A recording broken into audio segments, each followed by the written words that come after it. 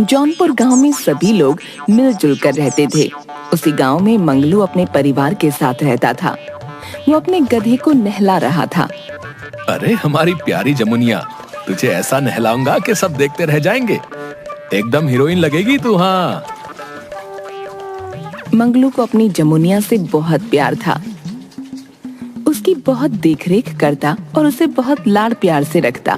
कभी भी वो जमुनिया से दूर नहीं होता और उसे अपने घर में ही सुलाता था। जमुनिया के साथ खाता और उसी के ऊपर बैठकर सैर भी करता। शीला मंगलू की पत्नी का नाम था। मंगलू अपने घर में होता तो शीला उसके बगल में खड़ी होती। जमुनिया भी पीछे ही बंधी होती।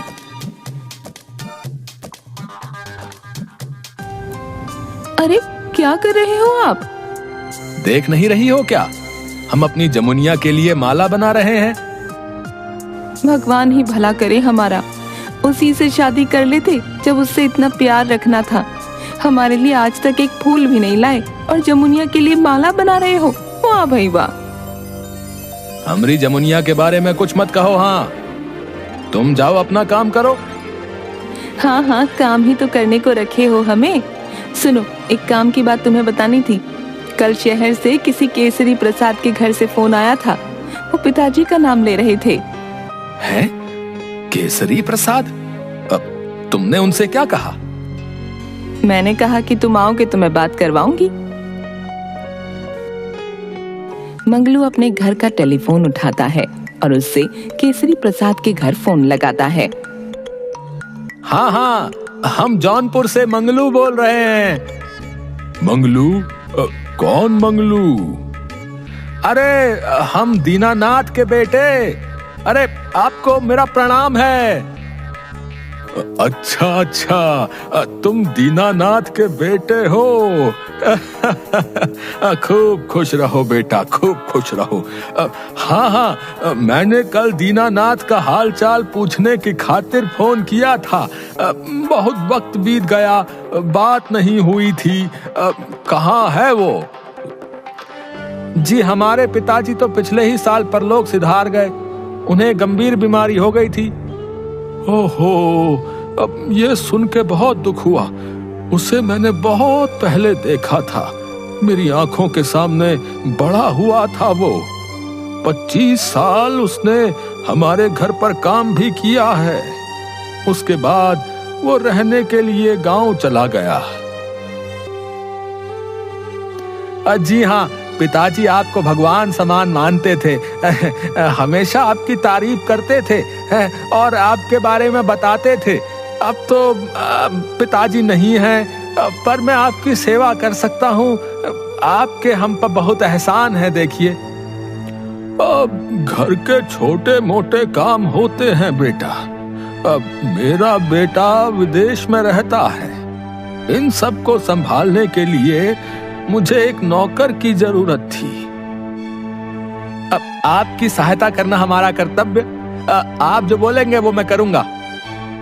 तो तुम शहर आ जाओ और यहीं पर हमारे घर पर रहने और खाने का इंतजाम रहेगा।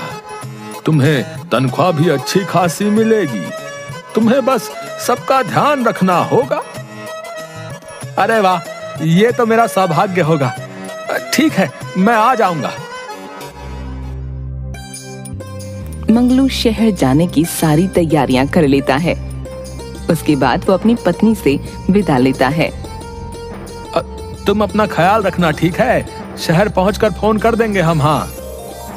और जमुनिया को लेकर निकलने लगता है। अरे इसे क्या लेके जा रहे हो? इस जानवर का शहर में भला क्या काम? अरे तुम्हें कितनी बार कहा है, जमुनिया को नाम से पुकारा करो। मैं इसके बिना नहीं रह सकता। प्यारी जमुनिया तो मंगलू के साथ ही जाएगी। कैसे इंसान से पाला पड़ा है, जिसको साथ ले जाना चाहिए उसे घर छोड़े जा रहे हो और एक गधे को साथ लिए जा रहे हो। ज्यादा बातें मत बनाओ। हाँ, लाख दफा समझाया है, जाते वक्त टोकते नहीं ना है। बस टुकुर टुकुर करना ही होता है। हटो, अब जाने दो, देर हो रही है हमका।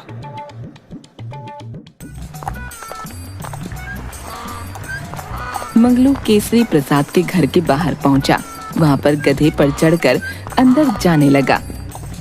उसे गार्ड रोक लेता है। अरे भाई रुको जरा, रुको रुको, ये तुम गधे पर सवार होकर कहाँ घुसे जा रहे हो? कौन हो तुम? जी हमारा नाम जो है वो मंगलू है और ये है हमारी जमुनिया। हमें केसरी प्रसाद जी ने बुलाया है। हम कैसे माने कि तुम्हें सेठ ने बुलाया है? और गधे पर तू अंदर नहीं जा सकता। अरे हमने कहा ना, हमारी जमुनिया है, गधा नहीं है ये। तुम अपने सेठ से पूछ कर बताओ भाई। गार्ड टेलीफोन से कॉल लगाकर पूछता है, फिर उसे जमुनिया के साथ अंदर जाने देता है। अंदर जाते ही एक 70 वर्ष का बूढ़ा आदमी मंगलू का इंतजार कर रहा होता है। मंगलू जमुनिया से उतरकर केसरी प्रसाद के पैरों में गिर जाता है। अरे नहीं नहीं मंगलू, उठो उठो, आओ, हमारे घर में तुम्हारा स्वागत है। तुम जौनपुर से यहाँ तक गधे पर सवार होकर आ गए? साहब, ये गधा नहीं, ये हमारी जान से प्यारी जमुनिया है। हम इसके बिना नहीं रह सकते हैं। वो कहा है ना, हम इसे गांव में अकेला कैसे छोड़ कर आते? बताइए। हम जहाँ रहेंगे वहीं जमुनिया भी रहेगी। हाँ ठीक है, तुम इसे अपने साथ रख लो। इसके खाने पीने का इंतजाम हम कर देंगे। रहने के लिए एक शेड भी बना देंगे। तभी अंदर से केसरी प्रसाद की बहू सोनिया बाहर आती है। सोनिया बहुत ही मॉडर्न थी और केसरी प्रसाद बहुत ही पुराने विचारों वाले। केसरी प्रसाद के बेटे साहिल ने सोनिया से प्रेम विवाह किया था। सोनिया केसरी प्रसाद की बिल्कुल इज्जत नहीं करती। आओ सोनिया, ये मंगलू है, मैं इसी के बारे में कह रहा था। ये हमारा बहुत विश्वसनीय दीनानाथ का बेटा है। ये घर के कामों में तुम्हारी मदद कर देगा। अरे बुड्ढे, ये सब काम तुम्हारा है। नौकर चाकर तू ही संभाला कर। मेरे पास बहुत जरूरी काम है नौकरों से मिलने के अलावा। मंगलू को सोनिया का ये व्यवहार बिल्कुल अच्छा नहीं लगा। केसरी प्रसाद भी अपनी आंखें झुका लेते हैं। तभी सोनिया की नजर जमुनिया पर पड़ती है। ओह माय गॉड, ये गंदा सा घोड़ा किसका है? नहीं नहीं मैडम, ये घोड़ा नहीं, ये तो हमारी जमुनिया है। जमुनिया? पता नहीं, मैंने आज तक इस जानवर का नाम नहीं सुना। व्हाटएवर, इसे तो प्लीज मुझसे और इस घर से दूर ही रखना। मंगलू और जमुनिया को देखकर सोनिया आंखें घुमाती है।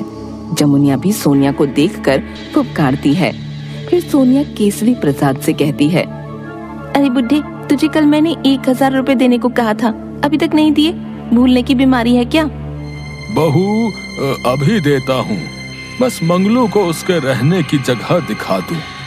मेरे पास इतना टाइम नहीं है तेरी तरफ फालतू। चुपचाप पैसे निकाल कर जल्दी दे दे। सोनिया पूरे एटीट्यूड में पीछे मुड़ती है। केसरी प्रसाद और मंगलू गार्डन के कोने में जा रहे थे। जमुनिया भी घास खा रही थी। जैसे ही सोनिया पीछे मुड़ती है, जमुनिया उसे जाकर अड़ंगी देती है। सोनिया गिर जाती है, फिर चिल्लाती है, ओह माय गॉड। तभी केसरी प्रसाद और मंगलू मुड़कर देखते हैं। वो देखते हैं सोनिया गिरी हुई है। दोनों दौड़कर उसके पास जाते हैं और उसे उठाने की कोशिश करती हैं। इस पागल घोड़े को तो मैं छोड़ूंगी नहीं। हाय रे, मेरी कमर टूट गई। ओए हाय, अभी क्या भी मैं तुम दोनों को इस घर से निकालती हूँ। नहीं नहीं मैडम, जमुनिया को माफ कर दीजिए। न जाने उसने ऐसा कैसे कर दिया, वरना वो ऐसा कभी भी नहीं करती। जमुनिया, ऐसा नहीं करते। चल मैडम से सॉरी बोल, माफी मांग। जमुनिया सोनिया को देखकर फिर से फुफकारती है। सोनिया उसे गुस्से की नजरों से देखती है। केसरी प्रसाद सोनिया को घर के अंदर ले जाते हैं। सोनिया अपनी कमर पर हाथ रखकर किसी तरह चल पाती है। अब दूसरा दिन था।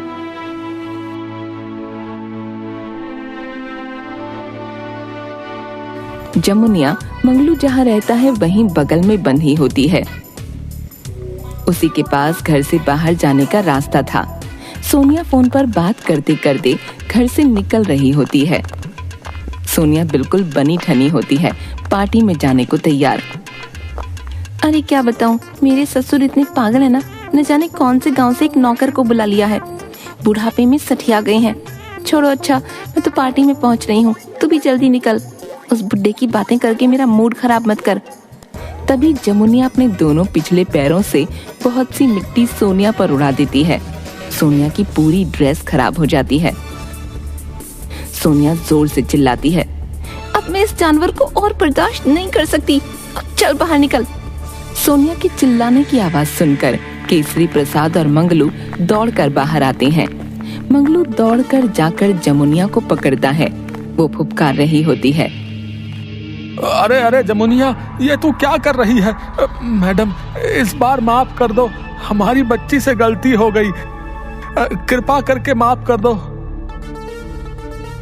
इतनी महंगी ड्रेस खराब कर दी। ये ड्रेस कितने की है? उतने पैसे तो तुमने आज तक देखे भी नहीं होंगे। मेरी जूती के सोल के बराबर भी औकात नहीं तुम्हारी। सोनिया, मंगलू बहुत ईमानदार और सच्चा है, तुम उससे ऐसी बातें नहीं कर सकती। अब तो हद ही हो गई। तू अनपढ़ गंवार बूढ़ा मुझे सिखाएगा? तेरी औकात भी नौकरों की जैसी है। मेरा पति तुझे 2 टाइम खाना देता है, वही बहुत है। ज्यादा मुंह मत चलाया कर। केसरी प्रसाद की आंखें शर्म से झुक जाती हैं। मंगलू केसरी प्रसाद को दया की आंखों से देखता है। सोनिया इसी तरह बड़बड़ाती हुई घर के अंदर चली जाती है। साहब, मुझे माफ कर दो। जमुनिया को भी, वो ऐसा कभी किसी के साथ नहीं करती। न जाने यहाँ आकर उसे क्या हो गया। नहीं मंगलू, गलती तुम्हारी नहीं है। वो जब से इस घर में आई है, एक बार मुझसे सीधे मुंह बात नहीं की। मैंने कितने सपने संजोए थे कि बहू आएगी तो उसे सर आंखों पर रख लूंगा, वो मेरी कितनी इज्जत और सेवा करेगी। फिर सोनिया वैसी नहीं है। मंगलू को केसरी प्रसाद के लिए बहुत बुरा लगता है। दूसरा दिन। मंगलू, जरा इधर सुनना। जी साहब। लो, ये लिफाफा सोनिया के लिए आया है, उसे तुम दे देना। ठीक है। मंगलू वो लिफाफा लेता है और फिर उसे देने सोनिया के पास जा ही रहा होता है। तभी उसकी नजर जमुनिया पर पड़ती है। अरे, जमुनिया के खाने का समय हो गया है, जल्दी से खाना दे देता हूँ, वरना जमुनिया गुस्सा जाएगी। फिर सोनिया मैडम को लिफाफा दे आऊंगा। मंगलू जमुनिया के लिए खाना निकालने लगता है। वो लिफाफा उसने जमुनिया जहाँ खड़ी थी उसके टेबल पर रख देता है। वो खाना लेकर आता है तो देखता है कि जमुनिया वही लिफाफा चबा रही थी। हाय रे दैया, ये क्या हो गया? जमुनिया, तूने क्या कर दिया? हाय राम, हम क्या करें? मंगलू जमुनिया के मुंह से वो लिफाफा निकालता है। जमुनिया आधे से ज्यादा लिफाफा चबा चुकी थी। मंगलू बहुत ज्यादा चिंता में आ जाता है। उसे लगता है कि अब तो उसकी नौकरी गई। अपने पिताजी की सारी कमाई हुई इज्जत डुबा दी। तभी सोनिया मंगलू को पुकारती है। हे यू, बुड्ढे ने बताया कि मेरे लेटर उसने तुझे पहुंचाने के लिए दिए थे, जल्दी दो, बहुत जरूरी है। मंगलू के हाथ में फटा हुआ लेटर था। सोनिया मंगलू की तरफ आती है। हे यू, तुम्हें सुनाई नहीं देता क्या? जल्दी लेटर दो। तभी सोनिया की नजर मंगलू के हाथ में आधे खाए हुए लेटर पर जाती है। सोनिया की आंखें फटी की फटी रह जाती हैं। वो बहुत जोर से चिल्लाती है। केसरी प्रसाद भी वहाँ आ जाते हैं। क्या हो गया सोनिया बेटी? लेटर में क्या लिखा था? Letter my foot. तुम जैसे लोगों की वजह से मैं पागल हो जाऊंगी। पहले एक बुढ़ा कम था क्या झेलने के लिए, जिसने अपने जैसे एक और को बुला लिया। बस अब बहुत हो गया। अब ना ये बुढ़ा यहाँ रहेगा, ना ही इसके चेले। इन 2 कौड़ी के लोगों के चक्कर में मेरा इतना इम्पोर्टेंट काम बिगड़ गया। ये लेटर लंदन से आया था एक कंपनी से। कितना बड़ा ऑफर था मेरे लिए।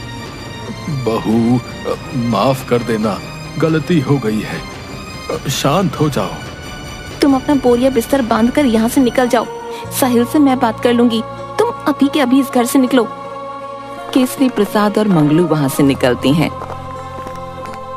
और किसी रोड के किनारे रह रहे होते हैं। केसरी प्रसाद की तबीयत बहुत खराब हो जाती है। मंगलू के पास कोई चारा नहीं बचता। क्या करूं अब, मालिक की तबीयत भी साथ नहीं दे रही। इस शहर में किसी को जानता तक नहीं। पता नहीं कैसे इस मुसीबत से पार लगेंगे। कुछ मदद करो भगवान। मालिक आप चिंता ना करें, कोई ना कोई रास्ता जरूर निकलेगा।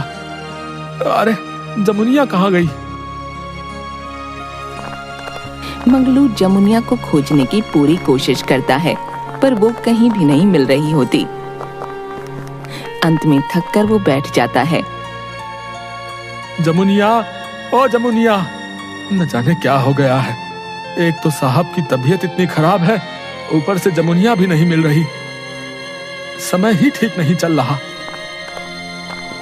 तभी वो देखता है कि उन लोगों के पास एक लड़का चलकर आ रहा होता है। वो केसरी प्रसाद का बेटा साहिल था। मैं साहिल हूँ। मैं इतने दिनों से विदेश में था। मैं अपने पिताजी को वापस लेने आया हूँ। सोनिया ने बहुत गलत किया है। जी बाबू साहब, हमने आपको बहुत टेलीफोन करने की कोशिश की, चिट्ठी भी भेजे रहे, पर आपने देखी नहीं। हाँ, मैं काम में व्यस्त था। उस बूढ़े आदमी ने मुझे बताया आपके पिता की तबीयत खराब है, तो मैं जल्दी जल्दी आया। कौन सा बूढ़ा आदमी? उसे कैसे पता चला? मैं नहीं जानता। उन्होंने अपनी पहचान नहीं बताई। कद में छोटे थे, मोटे से और मूछें थी। बस इतना कहा कि तुम्हारे पिता की तबीयत खराब है और वो इस तरफ है, और फिर चले गए। तभी मंगलू देखता है कि जमुनिया भी वापस आ गई। तभी मंगलू को सारी बातें समझ आती हैं। वो समझ जाता है कि जमुनिया कोई और नहीं बल्कि उसके पिताजी हैं। उसके पिताजी ने अपने मालिक केसरी प्रसाद की मदद की है। मंगलू का जमुनिया के लिए प्यार और ज्यादा बढ़ जाता है। जमुनिया भी मंगलू और केसरी प्रसाद की हमेशा रक्षा करती है। केसरी प्रसाद का बेटा साहिल केसरी प्रसाद को अपने घर वापस ले जाता है। वहाँ पर सोनिया से साहिल का झगड़ा हो जाता है। अंत में साहिल सोनिया को घर से निकाल देता है और केसरी प्रसाद की बहुत अच्छे से सेवा सत्कार करने लगता है। मॉरल, इस कहानी से हमें ये शिक्षा मिलती है कि हमें बड़ों का हमेशा आदर सत्कार करना चाहिए, कभी भी उनका अनादर नहीं करना चाहिए। और किसी भी चीज को सच्चे दिल से प्यार करने से वो हमें बहुत बड़ी ताकत देती है।